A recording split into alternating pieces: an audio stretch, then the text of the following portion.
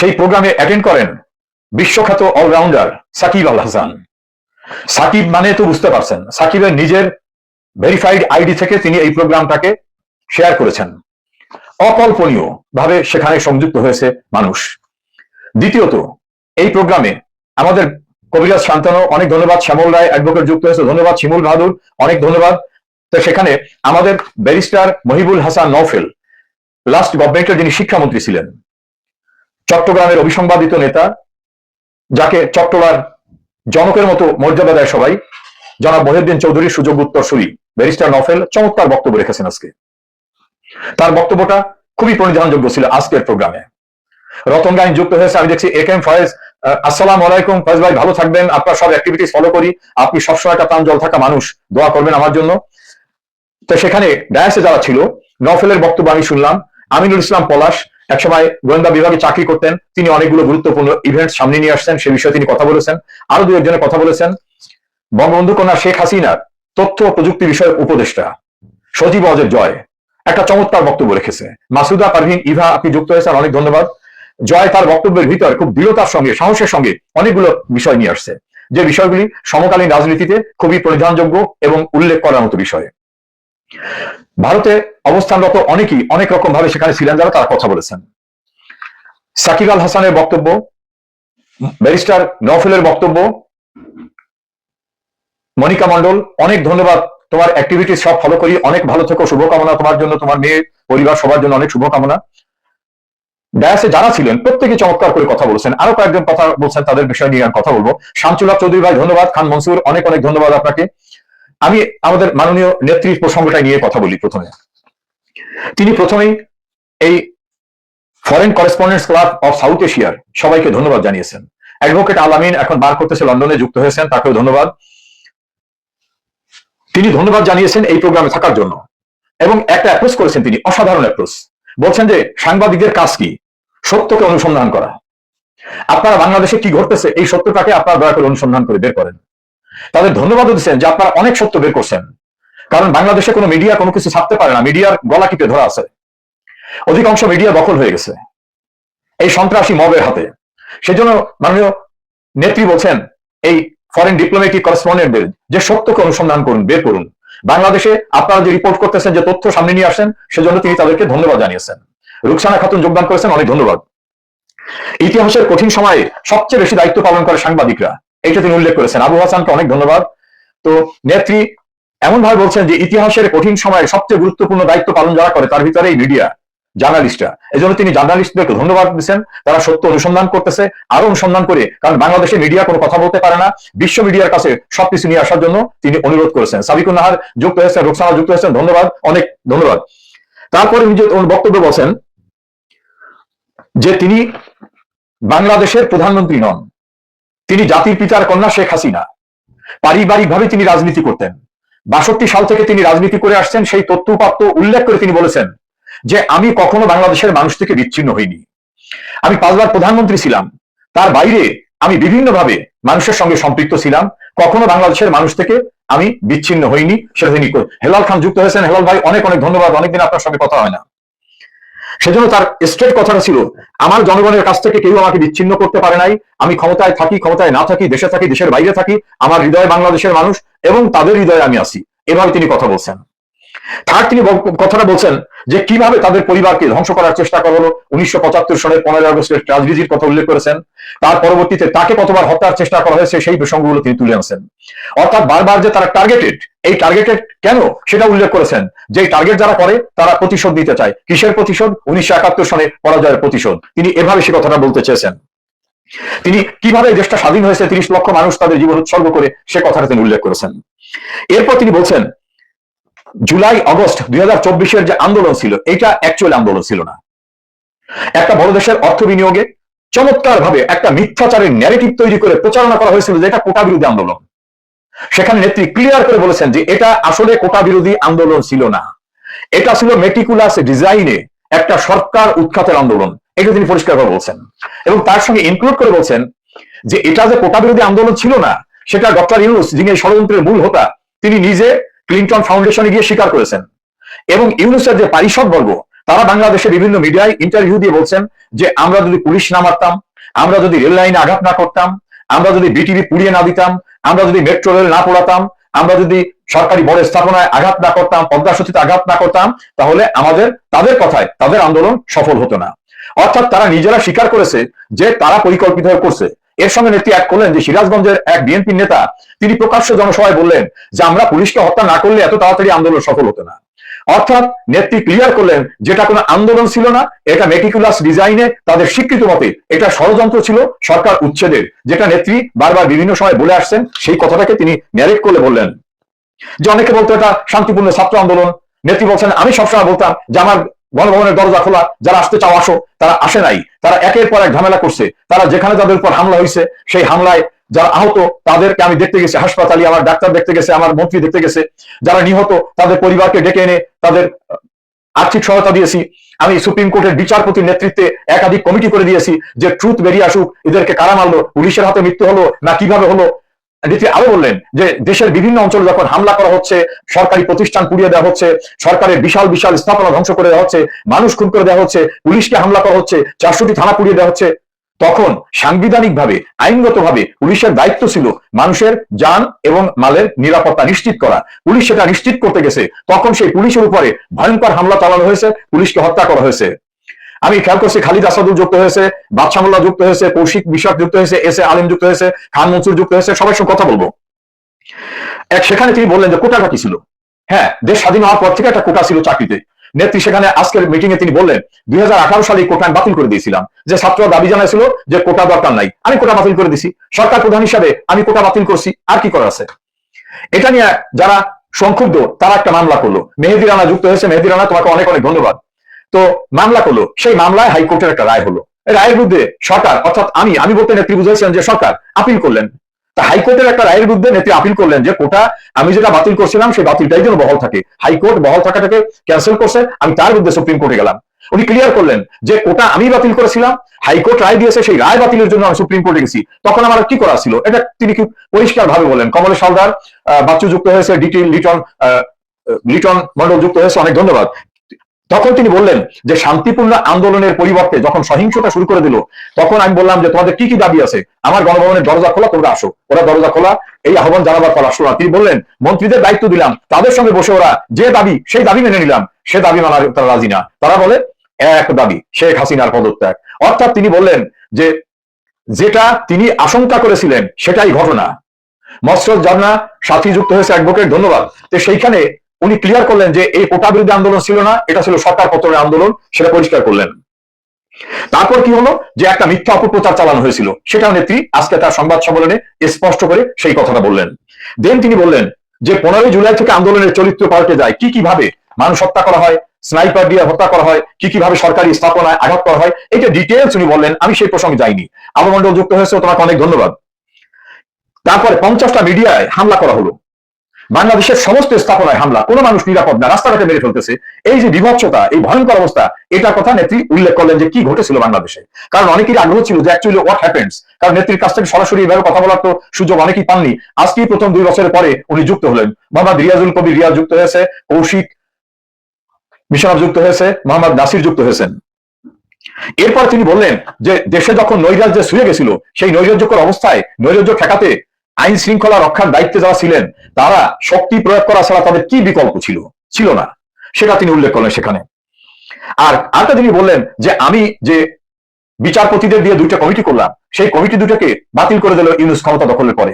যদি কমিটি 2টা বাতিল করা না হতো তাহলে একটা রিপোর্ট আসতো যে অ্যাকচুয়ালি কি ঘটছে, যারা মারা গেছে তাকে পুলিশের গুলিতে মারা গেছে, নাকি ষড়যন্ত্র করে যারা দেশকে অস্থিতিশীল করতে চেয়েছিল তাদের গুলিতে মারা গেছে, অথবা পুলিশের গুলিতে মারা গেলে পুলিশ কি যেখানে গুলি করার প্রয়োজন নাই সেখানে গুলি করেছিল, সে কথা তিনি বললেন। টিটো খান যুক্ত হয়েছেন, পুলিশ মন্ডল যুক্ত হয়েছেন, ধন্যবাদ সবাইকে। এটা তিনি এক্সপ্লেইন করলেন। এক্সপ্লেইন করে তিনি বললেন যে ইনসিডেন্ট যেটা হয়েছিল সেই ইনসিডেন্টের ইনকোয়ারি করার জন্য আমি 2টা কমিটি করে দিলাম। এই কমিটি যাতে রিপোর্ট দিতে না পারে, কারণ রিপোর্ট দিলে অনেক তথ্য বেরিয়ে আসবে সুপ্রিম কোর্টের বিচারপতিরা কমিটিতে, সেই জন্য ইউনূস ক্ষমতা এসে সেই কমিটি বাতিল করে দিল। অ্যাডভোকেট মিজানুর রহমান শিকদার যুক্ত হয়েছে, তোমাকে ধন্যবাদ। তার সঙ্গে বললেন কমিটি বাতিল করে দিয়ে একটাকে দায় চাপাবার চেষ্টা করা হলো আমার উপর, আমার মানে শেখ হাসিনার উপরে। তিনি রিপিট করলেন যে বিচারপতিদের সমন্বয় করা কমিটি কি কারণে বাতিল করা হলো। যদি সেই কমিটিটা বাতিল করা না হতো তাহলে প্রকৃত সত্য মানুষ জানতে পারতো। সেটা বাতিল করলো যে প্রকৃত সত্যকে ধামাচাপা দেওয়ার জন্য। এইটা নেত্রী পরিষ্কার ভাবে বললেন। এরপর তিনি বললেন কি অবস্থায় বাংলাদেশ এখন। এই চিত্রটা আপনারা যারা আজকে আমার এখানে কানেক্টেড আছেন, অনেকেই কানেক্টেড আছে, আমি দেখছি 600-এরও বেশি কানেক্টেড, তাদের কাছে আমি বলি। নেত্রী বলছেন 5 আগস্টেই সব শেষ হয়ে যায়নি, অর্থাৎ 2024-এর 5 আগস্টে তাকে ক্ষমতাচ্যুত করা হলো মেটিকুলাস ডিজাইনের সন্ত্রাসের মাধ্যমে এবং কিছু লোকের বিশ্বাসঘাতকতার মাধ্যমে। সেটাই শেষ হয়নি, আরো কি ঘটছিল যে এরপরেও আওয়ামী লীগের শুধু না, মুক্তিযুদ্ধের পক্ষে সাংবাদিক, সাহিত্যিক, মুক্তিযোদ্ধা, বিভিন্ন মুক্তিযুদ্ধের দল করেন যারা, সে হতে পারে জাসদ, হতে পারে ওয়ার্কার্স পার্টি না কমিউনিস্ট পার্টি, সাম্যবাদী দল, যেগুলো, তাদেরকে হরদম ভাবে রাস্তাঘাটে নৃশংসভাবে বর্বরচিত হয়ে মারামারি শুরু হয়ে গেল। সেইখানে তিনি বললেন, যেটা এই তথ্যটা দেখেন, শেখ হাসিনা যেটা বলেন, তথ্যভিত্তিক বলেন, গত 2 বছরে 10,000 মানুষ নিহত বা নিখোঁজ হয়েছেন। 10,000 মানুষ নিখোঁজ বা নিহত হয়েছেন। 6,50,000 মানুষকে গ্রেপ্তার করা হয়েছে। 6,50,000 মানুষকে গ্রেপ্তার করা হয়েছে। প্রণয়কান্তি বিশ্বাস অবসরপ্রাপ্ত একজন অতিরিক্ত সচিব যুক্ত হয়েছেন, আমার অত্যন্ত আপনজন, আপনার জন্য শুভকামনা। রাজিয়া সুলতানা, তোমার জন্য শুভকামনা। 4,50,000 নেতাকর্মী সমর্থককে আসামি করা হয়েছে অন্যান্য মামলায়, এবং আরো 10 লক্ষের বেশি মানুষ অজ্ঞাত আসামি হিসাবে সংযুক্ত হয়ে গ্রেপ্তার, হয়রানির শিকার হচ্ছেন। এক্সাক্ট পিকচারটা তিনি তুলে ধরলেন, ওনার কাছে তথ্য আছে। মোহাম্মদ জমির উদ্দিন ভাই যুক্ত হয়েছেন, জমির ভাই অনেক অনেক ধন্যবাদ। সজল চক্রবর্তী অনেক ধন্যবাদ। জমির ভাই আমার প্রতিবেশী, অত্যন্ত ভালো মানুষ, সুখ দুঃখে পাশে থাকেন। অর্থাৎ তারপরে বলছেন কারাগারে কিভাবে আওয়ামী লীগ, ছাত্রলীগ, যুবলীগের নেতাদের নির্যাতন করে হত্যা করা হচ্ছে, রাস্তাঘাটে কিভাবে হত্যা করা হচ্ছে, কারাগারে মৃত্যুর মুখোমুখি সেই সময় তাদের হাতে হ্যান্ডকাপ বেঁধে রাখার মতো কি জাতীয় অমানবিক ঘটনা ঘটানো হচ্ছে, সেই তথ্যটা তিনি তুলে ধরলেন।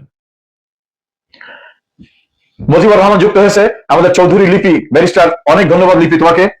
উনি কিভাবে নির্যাতনটা চলতেছে, মিথ্যা মামলার কাহিনীটা তুলে ধরলেন, যে কত শত মিথ্যা মামলা হচ্ছে, কিভাবে কোর্টকে ব্যবহার করা হচ্ছে, কিভাবে কোর্টের উপর মবক্রেসি করা হচ্ছে, সেটাই বললেন। অ্যাডভোকেট মুজিবুর অনেক অনেক ধন্যবাদ আবার যুক্ত হওয়ার জন্য।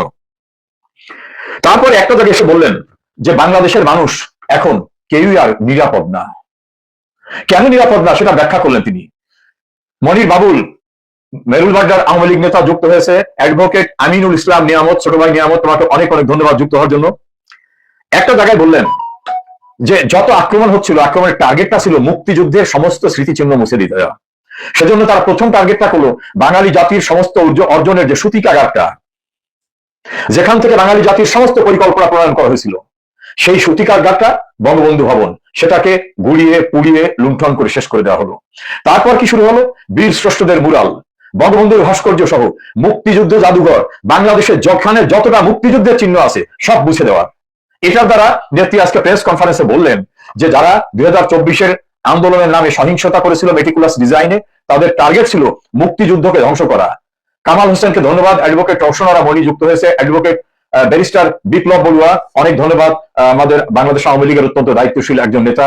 বিপ্লব অনেক অনেক ধন্যবাদ। আমি আজ কথা বলছি মাননীয় নেত্রীর প্রেস কনফারেন্সের বিষয় নিয়ে পর্যালোচনা, যা আমার ফেসবুকের সঙ্গে সম্পৃক্ত প্রায় 4 লক্ষ মানুষ আছেন, আবার তাদের সঙ্গে সম্পৃক্ত আছেন, সব মিলে 8 থেকে 9 লাখ মানুষ আমার এই পর্যালোচনা শোনার সুযোগ পাবে, সেজন্য কথা বলছি।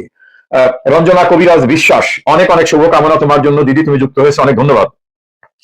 এরপরে নেত্রী তার বক্তব্যে বলেন এই নিপীড়ন কেবল আওয়ামী লীগের মধ্যেই সীমাবদ্ধ নয়।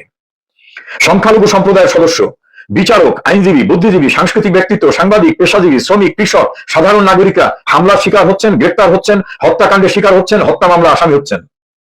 কনক্লুশনের একটা, তালুকদার কিবরিয়া আমার অত্যন্ত আপনজন বন্ধু, দীর্ঘদিন পরে কিবরিয়া ভাই অনেক অনেক ধন্যবাদ, কামাল হোসেনের ধন্যবাদ, নির্জন বিশ্বাসকে ধন্যবাদ, সৌমেন রায়কে ধন্যবাদ। তিনি বললেন যে 2024-এর জুলাইয়ের তথাকথিত আন্দোলন ছিল প্র্যাকটিক্যালি মুক্তিযুদ্ধে যারা পরাজিত শক্তি, তারা মুক্তিযুদ্ধের পরাজয়ের প্রতিশোধ নিতে, মুক্তিযুদ্ধের সরকারকে সরাতে এবং মুক্তিযুদ্ধের সমস্ত স্মৃতিচিহ্ন মুছে দেওয়ার জন্যই মেটিকুলাস ডিজাইনে, বিদেশি সাহায্যে, অন্যান্য জায়গায় সুব্রত মৈত্র অনেক ধন্যবাদ, সাহায্যে বাংলাদেশে তারা বিভিন্ন শ্রেণী, গোত্র, শিক্ষক, সাংবাদিক, বুদ্ধিজীবী, তৃতীয় এনজিও এদেরকে সম্পৃক্ত করে কিভাবে করেছিল সেই চিত্রটা তিনি তুলে ধরে বললেন। এবং সেখানে আর উল্লেখ করে বললেন যে যে চেতনার উপর বাংলাদেশটা তৈরি হয়েছিল, অসাম্প্রদায়িক চেতনা, গণতন্ত্র, সমাজতন্ত্র, ধর্মনিরপেক্ষ, ব্যারিস্টার রিজাল করিমের গুরুত্বপূর্ণ বিশ্লেষণ করার জন্য ইসলামিক জঙ্গিতন্ত্রটাকে এখানে তারা প্রমোট করলো। কাউসার সিদ্দিক, রতন গাইন, নওশের বাদশাহ, ধন্যবাদ সবাইকে। সেখানে তিনি বললেন ডক্টর ইউনূস নিজেই দেশের পূর্বের ইতিহাস মুছে ফেলার জন্য একটা রিসেন্ট বাটন বোতামে চাপ দিতে চেয়েছিলেন, যে কথা বলছিলেন সেই কাজটি তিনি শুরু করে দিলেন। তিনি স্বাধীনতার পরাজিত শত্রুদের সঙ্গে সম্পর্ক আর যারা মিত্র শক্তি তাদের সঙ্গে শত্রুতা শুরু করে দিলেন এবং দেশের ভিতরে তাদের উত্থানের ব্যবস্থা করলেন। এটা নেত্রীতা স্পিচ আজকে বললেন। এখন তারপর কনক্লুশনে তিনি ওই পার্টে বললেন, এখন দেশে আতঙ্ক, সন্ত্রাস, দমন, নিপীড়ন, অর্থনৈতিক কষ্ট, চরম অনিশ্চয়তার কবলে আটকা পড়ে আছে দেশের কোটি কোটি মানুষ। একটা সাধারণ নির্বাচন যদি হয়েছে, সেই নির্বাচনের মধ্য থেকে মানুষের ভাগ্যের কোনো পরিবর্তন হয়নি, এটা আমাদের মাননীয় নেত্রী আজকে বললেন। এরপর তিনি চিত্র তুলে ধরে আরেকটা পার্ট বললেন যে আওয়ামী লীগ আমলে জিডিপির হার ছিল 6.80%। জিডিপি মানে হলো আমাদের প্রবৃদ্ধি, যেটা সেইটার কথা। আর এখন কত? এখন কমে 2.22। ইউনুস বলছে বাংলাদেশকে ব্যস্ত বানাই দেবে। শেখ হাসিনার সময় ছিল 6.80, আর ইউনুসের সময় এবং তার ধারাবাহিকতায় এখন 2.22। এত নিচে নেমে গেছে বাংলাদেশের অবস্থান, সেটা তিনি বললেন। তারপরে খেলাপি ঋণ 13% থেকে বেড়ে হয়েছে এখন 47%। শেখ হাসিনার আমলে ছিল 13%, সেটা এখন 47%। দারিদ্র্যের হার শেখ হাসিনা 18.60% থেকে রেখেছিলেন, এখন সেইটা 46.8। একইভাবে তিনি বলছেন 65টির বেশি শিল্প কলকারখানা বন্ধ হয়ে গেছে। প্রকল্পের ব্যয় 50% থেকে 250% বাড়ানো হয়েছে। অর্থাৎ শেখ হাসিনার আমলে যে প্রকল্পটার যে ব্যয় ছিল সেইটা এখন 250% বাড়ানো হচ্ছে লুটপাট করার জন্য। এরকম রেকর্ড শেখ হাসিনার আমলে কোনোদিন হয়নি। সাংবাদিক মশিউর রহমান যুক্ত হয়েছেন, অনেক ধন্যবাদ। নয়ন ইসলাম ভর্তি হয়েছে, খালিদ হোসেন ধন্যবাদ। এরপর বলেন সরকার প্রতিদিন ব্যাংক থেকে 700 থেকে 900 কোটি টাকা ঋণ নিয়ে চলছে। অর্থাৎ এই সরকার এখন ঋণের উপর চলতেছে, প্রতিদিন ঋণ নিয়ে চলতে হয়। আপনারা যারা যুক্ত আছেন নিশ্চয়ই বুঝতে পারছেন যে অবস্থাটা কি। এই খারাপ অবস্থায় সরকার এখন চলছে। আর দেশের জঙ্গিবাদ বৃদ্ধি পাচ্ছে, নারী নির্যাতন বৃদ্ধি পাচ্ছে, নারী রাস্তায় দাঁড়াতে পারছে না, কথা বলতে পারছে না, নারী নির্যাতনের শিকার হচ্ছে, ধর্ষণের শিকার হচ্ছে, পুরুষ ধর্ষণের শিকার হচ্ছে। একজন কৃষক, ক্ষুদ্র ব্যবসায়ী মা সন্তানের জন্য খাবার কিনতে পারতেছেন না। এই চিত্রটা মাননীয় নেত্রী তুলে ধরলেন। এরপর তিনি বললেন যে তার রাজনীতি কি ছিল। তিনি বললেন জনগণের কল্যাণই ছিল আমার রাজনীতির মূল লক্ষ্য। সে কারণে তিনি কি কি করেছেন এটা বিস্তারিত ব্যাখ্যা করলেন। যে সাইদ শেখ যুক্ত হয়েছে, সাইদ অনেক ধন্যবাদ। আমাদের নাইম যুক্ত হয়েছে, নাইমকে অনেক অনেক ধন্যবাদ। নাইম হোসেন তালুকদার অনেক ধন্যবাদ। তিনি মানুষ যাতে সক্ষমতা অর্জন করতে পারে, মানে তার ক্রয় ক্ষমতা বাড়ে, তার আয়ের সঙ্গে তার যে আয় হবে এটা দেশে চলতে পারে, সক্ষমতা বাড়ানো, তারপরে বিশ্বের বুকে দেশ যাতে মাথা তুলে দাঁড়াতে পারে, এই বিষয়গুলো তিনি বললেন। ফাতিমা নাসরিন যুক্ত হয়েছেন, অনেক ধন্যবাদ ফাতিমা, অনেক ধন্যবাদ। তারপর তিনি বললেন যে আমার 5টা মেয়াদে আমি বাংলাদেশকে একটা শক্তিশালী ভিত্তির উপর দাঁড় করিয়েছিলাম। নুর আলম প্রিঙ্কা যুক্ত হয়েছেন, অনেক ধন্যবাদ। শ্যামলদার যুক্ত হয়েছে, অনেক ধন্যবাদ। সেইখানে তিনি কি কি ভাবে করলেন, 16 বছরের টানা 4 মেয়াদে তিনি কি কি বললেন। পদ্মা সেতু, মেট্রো রেল, রূপপুর পারমাণবিক বিদ্যুৎ কেন্দ্র, মাতার বাড়ি গভীর সমুদ্র বন্দর, কর্ণফুলী টানেল, বঙ্গবন্ধু স্যাটেলাইটের মতো বড় বড় প্রকল্প বাস্তবায়ন করেছি। করার পরেও আমার জিডিপির বৃদ্ধি ছিল 6.5, 7.5-এর দিকে চলে যাচ্ছিল। অর্থনীতিকে $70 বিলিয়ন থেকে 450 বিলিয়নে আরো উন্নীত করতেছিলেন। এভাবে তিনি একটা পিকচার তুলে ধরলেন। তারপর বললেন প্রতিটি নাগরিকের কাছে বিদ্যুৎ পৌঁছে দিয়েছি এবং বিদ্যুৎ উৎপাদনের ক্ষমতা ছিল 3782 মেগাওয়াট থেকে বাড়িয়ে 28,583 মেগাওয়াট করা হয়েছিল। এই জায়গাটা একটু আমি আবার সবার কাছে আনি। বিদ্যুৎ উৎপাদন ছিল 3782 মেগাওয়াট, সেইটাকে শেখ হাসিনা বাড়িয়ে করেছেন 28,563 মেগাওয়াট, যাতে প্রতিটি মানুষের কাছে বিদ্যুৎ পৌঁছায়। এই চিত্রটাতে তিনি তুলে ধরলেন। শেখ সুবান যুক্ত হয়েছে, ধন্যবাদ। মাহফুজুল আলমকে ধন্যবাদ। হাসিবুল যুক্ত হয়েছে, এনামুল হক, খন্দকার রাজীবকে ধন্যবাদ, আব্দুল সালামকে ধন্যবাদ। অর্থাৎ তিনি চিত্রটা তুলে ধরলেন। তারপর বললেন যে 10 লাখের বেশি রোহিঙ্গা এসেছিল, তাদের খাবার দাবার সমস্ত ব্যবস্থা করছিলাম, সব ব্যবস্থা আমি করছিলাম। অর্থাৎ রাষ্ট্র নাগরিকের চাহিদা মেটাবার পাশাপাশি এই যে অসহায় বিপদে পড়া রোহিঙ্গাদের কিভাবে প্রশ্রয় দিয়ে তাদের সাহায্য করেছিলেন সেই বিষয়গুলো তিনি উল্লেখ করলেন। এরপরে তিনি কয়েকটা প্রশ্ন রেখেছেন, এই প্রশ্নগুলো খুব উল্লেখযোগ্য। তিনি বলছেন যারা আমার চলে যাওয়াকে উদযাপন করেছিলেন, খুশি হয়েছিলেন, তাদের কাছে আমার প্রশ্ন, আপনারা আসলে কি কি পেলেন? কি পেলেন? আমাকে সরিয়ে দিয়ে সালাম ভাই মোহাম্মদ আব্দুল সালাম যুক্ত হয়েছেন, সালাম, অনেক ধন্যবাদ। কি পেলেন? গণতন্ত্র পেয়েছেন? পাননি। নিরাপত্তা পেয়েছেন? পাননি। বাক স্বাধীনতা পেয়েছেন? পাননি। জিনিসপত্রের দাম কমেছে? পাননি। সাধারণ পরিবারগুলো নিত্য প্রয়োজনীয় জিনিসপত্র কিনতে পারছে না। মানুষ কি নিরবিচ্ছিন্ন জ্বালানি বিদ্যুৎ পাচ্ছে না। অর্থনীতি কি শক্তিশালী হয়েছে? হয়নি। 2 বছরে কি আপনারা বিন্দুমাত্র উন্নয়ন দেখেছেন? দেখেননি। নারীরা কি নিরাপদ? নিরাপদ না। শিশুরা কি নিরাপদ? নিরাপদ না। সংখ্যালঘুরা কি নিরাপদ? যারা হিন্দু, বৌদ্ধ, খ্রিস্টান, অন্য তারা নিরাপদ না? সাংবাদিক, শিক্ষক, শিল্পী, বুদ্ধিজীবীরা কি নিরাপদ? না, নিরাপদ না। বাংলাদেশের সমৃদ্ধি, মর্যাদা, আত্মবিশ্বাস কি এগিয়ে যাচ্ছে? না, এগিয়ে যাচ্ছে না, পিছনে যাচ্ছে। আগস্ট 24-এর পর এটিকে একটি ভয়, প্রতিশোধ ও কষ্ট, অনিশ্চয়তার দিকে ঠেলে দেওয়া হয়েছে। অর্থাৎ বাংলাদেশ এখন একটা ভয়ের রাষ্ট্র, মবের রাষ্ট্র, আইন কানুন নাই, বিচার ব্যবস্থা নাই, এভাবে তিনি সেই পাঠটাকে বললেন। এরপরে বললেন বাংলাদেশকে জ্ঞান, প্রযুক্তি, দক্ষতা, মানবতা দিয়ে গড়ে তুলতে হবে।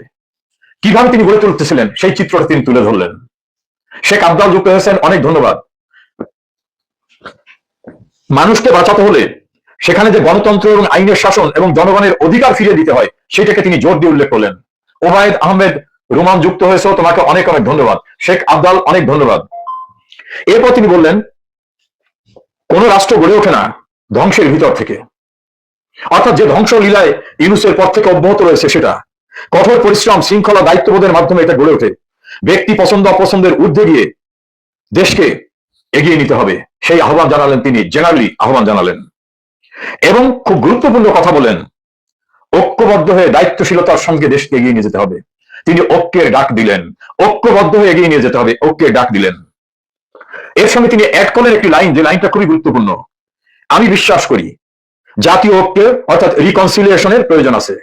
অর্থাৎ সবাইকে মিলে একটা রিকনসিলিয়েশন করতে হবে। এই রিকনসিলিয়েশনের কথা তিনি পরিষ্কার ভাবে বললেন, এককভাবে না। কামরুজ্জামান খান শামীম, তোমাকে অনেক অনেক ধন্যবাদ ভাইয়া, ভালো থেকো সবসময়।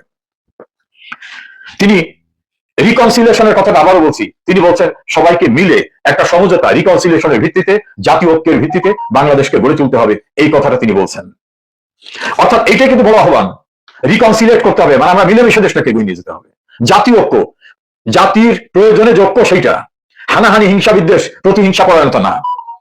তারপরে এসে বললেন উনি, আমি বিশ্বাস করি জাতীয় ঐক্যের কোনো বিকল্প নেই। এরপর বললেন বাংলাদেশের এই সংকট কেবল অভ্যন্তরীণ সংকট নয়, অর্থাৎ ক্রাইসিসটা শুধু দেশের ভিতরে ক্রাইসিস না, এটি আঞ্চলিক শান্তি, নিরাপত্তা, বাণিজ্য, উন্নয়ন ও মানব মর্যাদাকে প্রভাবিত করে।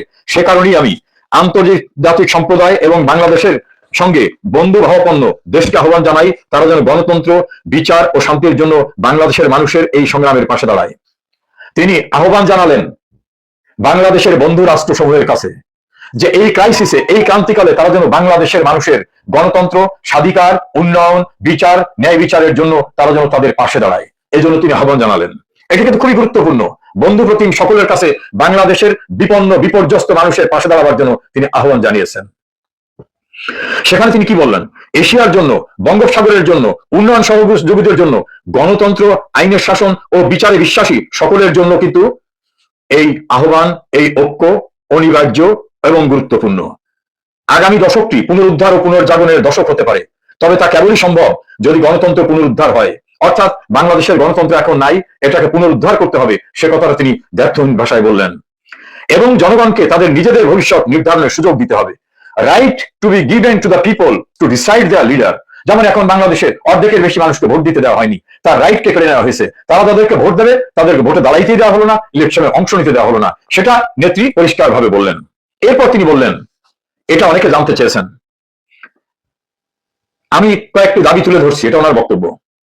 আওয়ামী লীগের উপর থেকে নিষেধাজ্ঞা প্রত্যাহার করতে হবে, অর্থাৎ যে ব্যান আওয়ামী লীগের অ্যাক্টিভিটিসের উপরে, সেটা প্রত্যাহার করতে হবে।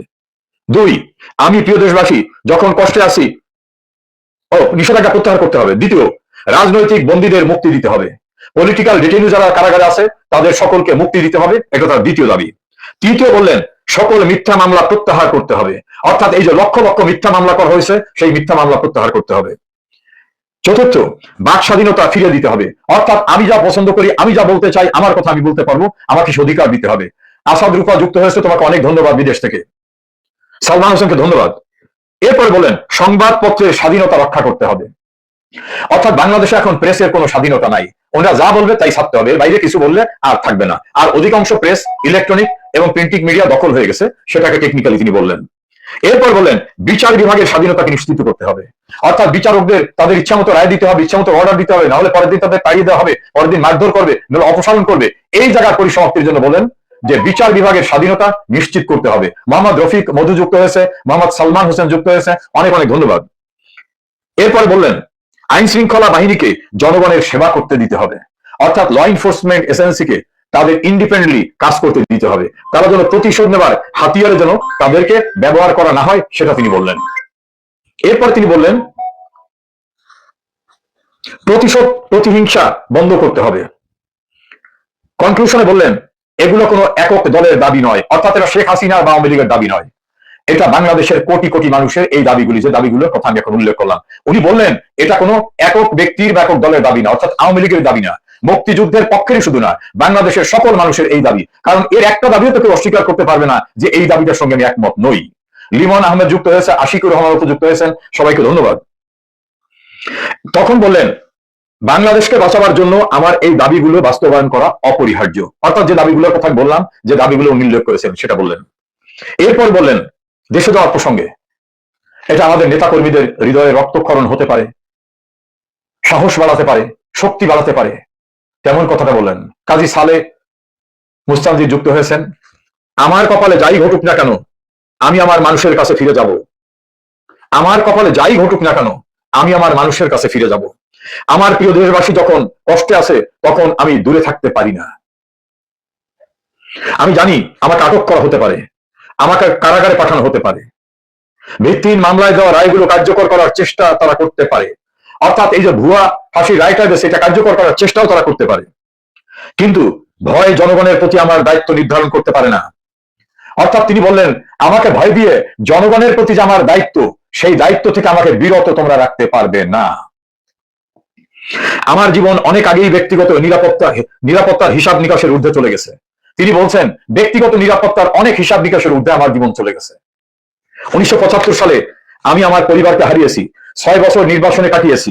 দেশে ফেরার পর সামরিক শাসন, স্বৈরাচার, হত্যা চেষ্টা ও রাজনৈতিক ষড়যন্ত্রের বিরুদ্ধে লড়াই করেছি। 2004 সালের 21 আগস্টের গ্রেনেড হামলাও আমাকে থামাতে পারেনি। অর্থাৎ তিনি যে অকুত হয়, কোন হত্যা প্রচেষ্টাও যে তাকে স্তব্ধ করতে পারবে না, তাকে নিবৃত করতে পারবে না, ব্যর্থহীন ভাষায় আজকে সংবাদ সম্মেলনে তিনি বললেন। মজিবুর রহমান মৃধা ভাই, অনেক অনেক ধন্যবাদ। আপনার অ্যাক্টিভিটিস, আপনার সোশ্যাল স্ট্যাটাস সব লক্ষ্য করি। এরপর বললেন আমি আমার ভবিষ্যৎ নিয়ে চিন্তিত নই। এটা হচ্ছে স্টেটসম্যান শেখ হাসিনার বক্তব্য। আমি আমার ভবিষ্যৎ নিয়ে চিন্তিত নই, আমি বাংলাদেশের ভবিষ্যৎ নিয়ে চিন্তিত। আমি ফিরে আসতে চাই কারণ দেশের মানুষের নিরাপত্তা, উন্নয়ন, সমৃদ্ধি ও শান্তি পাওয়ার যোগ্য। তারা এমন একটি রাষ্ট্র পাওয়ার যোগ্য যা তাদের রক্ষা করে, এমন একটি অর্থনীতি পাওয়ার যোগ্য যা তাদের সুযোগ দেয়, এমন একটি গণতন্ত্র পাওয়ার যোগ্য যা তাদের অধিকার নিশ্চিত করে। আমার প্রত্যাবর্তন এবং গণতান্ত্রিক প্রক্রিয়ায় আওয়ামী লীগের প্রত্যাবর্তন কোনো ক্ষমতার জন্য নয়। এখানে বললেন ক্ষমতার জন্য প্রত্যাবর্তন না, মানুষের কল্যাণে, দেশের কল্যাণে কাজ করার জন্য আওয়ামী লীগের প্রত্যাবর্তন। কারণ আওয়ামী লীগের জন্ম হয়েছে 1949 সালের 23 জুন। আওয়ামী লীগ ক্ষমতা কদিন ছিল? আওয়ামী লীগ যে ক্ষমতার বাইরে থেকে মানুষের কল্যাণে কাজ করছে, না হলে ভাষা আন্দোলন, শিক্ষা কমিশন বিরুদ্ধে আন্দোলন, 6 দফা আন্দোলন, আইবের মার্শাল বিরুদ্ধে আন্দোলন, 69-এর গণঅভ্যুত্থান, 70-এর নির্বাচন, 71-এর মহান মুক্তিযুদ্ধ, সে সময় আওয়ামী লীগ ক্ষমতায় ছিল না। সে কথাই হয়তো মাননীয় নেত্রী বোঝাবার চেষ্টা করেছেন। তারপরে বলেছেন যেটা আমি বললাম, আওয়ামী লীগের প্রত্যাবর্তন কোনো ক্ষমতার জন্য নয়, মানুষের অধিকারকে প্রতিষ্ঠিত করার জন্য।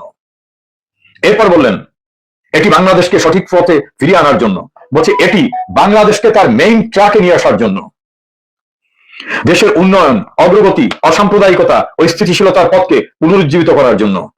অর্থাৎ ওই যে বললাম মুক্তিযুদ্ধের চেতনার যে স্পিরিটটা ছিল, সেই স্পিরিটটাকে ফিরিয়ে আনার জন্য এটা নেত্রী বললেন। আমি একটি উদ্দেশ্য নিয়ে এই বাংলাদেশে ফিরতে চাই। কি সেই উদ্দেশ্য বললেন? জনগণের পাশে দাঁড়াতে এবং তাদের জীবনের মান উন্নয়নের সহায়তা করতে। জনগণই সকল ক্ষমতার উৎস। তিনি বললেন জনগণই ক্ষমতার উৎস। আমি তাদের উপর বিশ্বাস রাখি, আমি তাদের উপর আস্থা রাখি, আমি তাদের কাছেই ফিরে যাব। এটা ছিল তার আজকের বক্তব্য। মাননীয় নেত্রীর এই বক্তব্যে হীন কোনো বিষয় নাই।